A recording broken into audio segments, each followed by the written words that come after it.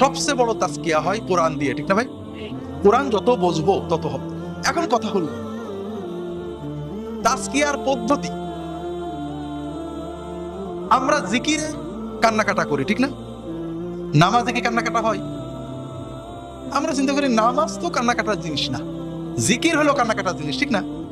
কিন্তু যখনই সাহাবীদের যুগে চলে যাচ্ছি, রাসূলুল্লাহ সাল্লাল্লাহু আলাইহি ওয়াসাল্লামের যুগে যাচ্ছি, তখন দেখছি তারা নামাজে কাঁদছেন, জিকিরে কাঁদছেন না, ঠিক না? তাহলে আমাদের হালতটা পাল্টে গেছে। হয় আমাদেরটা বেশি ভালো, আর নাহলে তাদেরটা ভালো। কোনটা ভালো? হ্যাঁ, আমাদের সেই হালতে যাইতে হবে, নামাজে দাঁড়াই কানবো, সাজদায় কানবো। এটা হলো অরিজিনাল তাজকিয়া। আমি 2-3 বছর, এবারও আল্লাহ নিয়ে গেছিলেন 2008-এ বোধহয় হজে গেলাম। আমার সাথে, না 2008-এ না, 2001-এর কথা বলছি। আমার আম্মাকে নিয়ে গেছিলাম। আমাদের ঝিনাইদহের এক আলেম ঢাকায়, এই ঢাকায় যে যেখানে ঘাট কি বলে, সদরঘাটে থাকেন, বড় আলেম, হাজি নিয়ে যান, হজ করেন, আমাদের দেশে বাড়ি। তা আমরা হেরেম শরীফে, মক্কা শরীফে তখন সুদাইস নামাজ পড়াতেন, ঈশা সবসময়, মাগরিব ঈশা পড়াতেন। এখন বেশি পড়ান না সুদাইস। ইমামরা হজের সময় খুব ছোট ছোট কেরাতি পড়েন, বেশি লম্বা করেন না, বিশাল জামাত। তারপরও মাঝে মাঝে ইমাম সাহেব কান্না সামলাতে কষ্ট হয়। তো এরকম কোরআন কারীমের একটা আয়াত পড়ছেন, লাহুম মিন জাহান্নামা মিহাদুন ওয়া মিন ফাওকিহিম গাওয়াশ। সেদিন তাদের বিছানা হবে জাহান্নামে, যেদিন জাহান্নামের আগুন তাদেরকে ঢেকে নিতে থাকবে। এই আয়াত পড়তে যে উনি আর কান্না ঠেকাতে পাচ্ছেন না, বারবার একটু পরে থেমে যাচ্ছে, কাঁদছেন না কিন্তু গলা দিয়ে বেরোচ্ছে না, আবার শুরু করছেন। তার পিছনে মুসল্লি অনেকে কাঁদছে। একটু বুঝতে হবে, সব সময় হয়তো পুরো মনোযোগ আসবে না, একবার হয়তো মনে আবেগ আসবে, কান্না আসবে, 5 বার আসবে না, কিন্তু আসবে। আর যদি মোটে না বুঝি তাহলে হবে নাকি ভাই?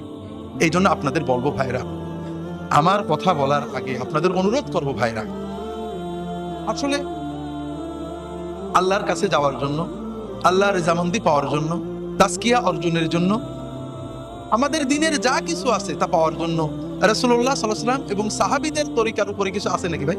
না, এটা তো আল্লাহ কোরআনে বলে দিয়েছে। আমরা তাদের যত কাছে যাব তত বেশি ভালো হবে, আর যত দূরে যাব তত বেশি ভালো কম হব অথবা খারাপ হব, ঠিক না?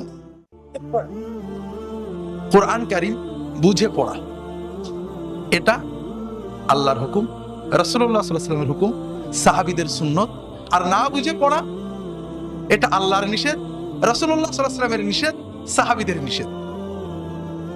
আল্লাহ কোরআন কারীমে বলেছেন, আল্লাযীনা আতাইনাহুমুল কিতাবা ইয়াতলুনাহু হাক্কা তিলাওয়াতিহি উলাইকা ইউমিনুনা বিহি। যাদেরকে আমি কিতাব দিয়েছি তারা এই কিতাব হক তেলাওয়াত করে। হক তেলাওয়াতের অর্থ হাদিস শরীফে এসেছে, বুঝে অর্থের দিকে খেয়াল রেখে তেলাওয়াত করা। আল্লাহ তাআলা বলছেন, যারা কিতাব হক তেলাওয়াত করে তারাই হলো সত্যিকারের ঈমানদার। তাহলে কি বোঝা গেল? যারা না হক তেলাওয়াত করে তারা হয় ঈমানদার না, নইলে দুর্বল ঈমানদার, নাকি বলেন?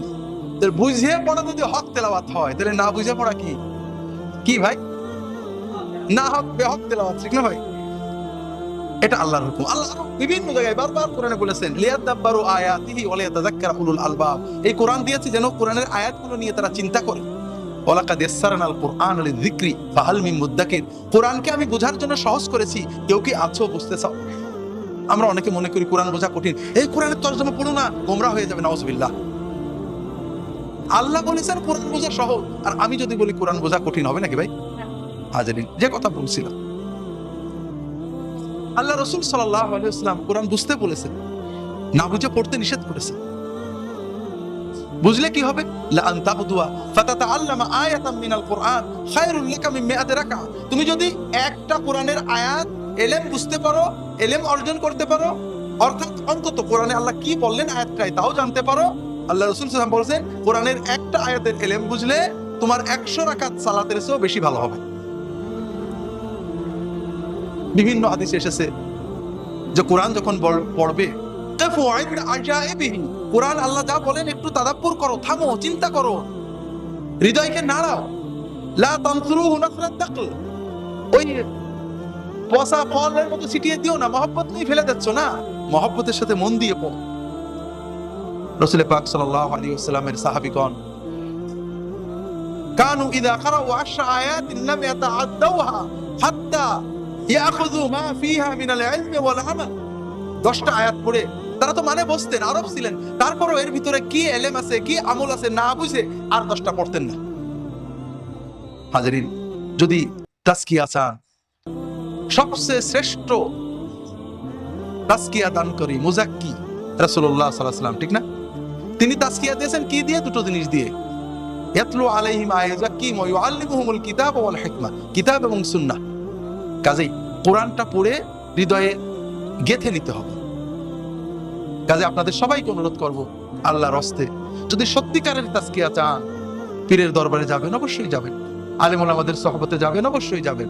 তবে নিজের ঘরে যার সোহবত সবসময় পাওয়া যায়, পয়সা দিয়ে কিনতে হয় না, হেঁটে যেতে হয় না, সেই কোরআনের সোহবত আল্লাহর হস্তে ছাড়বেন না।